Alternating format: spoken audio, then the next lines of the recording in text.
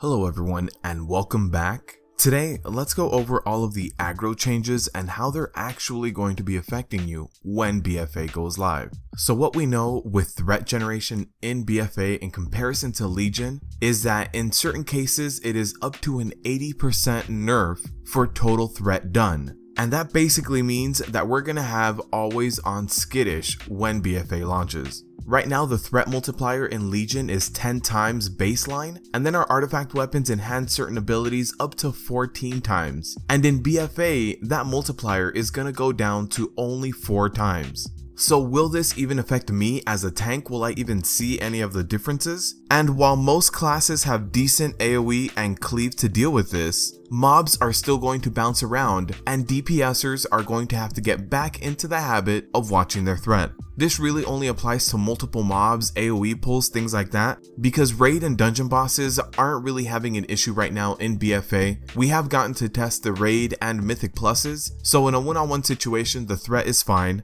but the issue comes up with AoE pulls and also with body pulls. So if another member of your group does an accidental body pull, as a tank, you might not have abilities ready to be able to pick up that AoE threat, and if you have over anxious DPS that run in there and start nuking that body pull, that means that they might hold threat a little bit longer than they should. This is just very similar to a skittish week. So if you ran a dungeon on that skittish week and you remember having to wait just a little bit before using all of your offensive cooldowns, that's the way the dungeons are going to be now. So overall, how can I prevent this? How can I work around this threat generation nerf? And the easy answers are: let your tank do the pull for you, wait about 3 to 4 seconds before using all of your offensive cooldowns, and as a tank, while your taunt debuff is active on your target, you generate extra rage, so don't be afraid to use it. I would suggest using taunt offensively and then hitting 2 really big offensive abilities to generate a good amount of threat.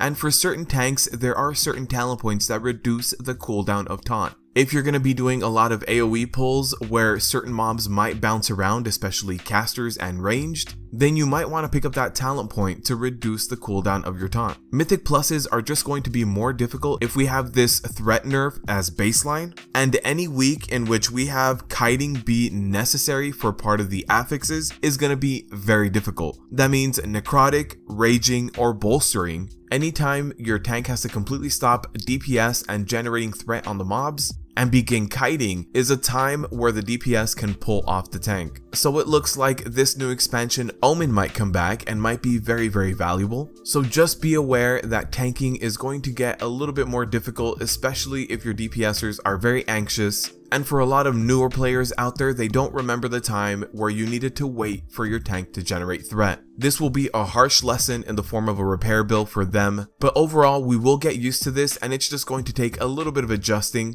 Tanks are still generating 4 times threat, so that means that we can still overcome most of the obstacles that are going to be happening in these mythic pluses and especially the raids.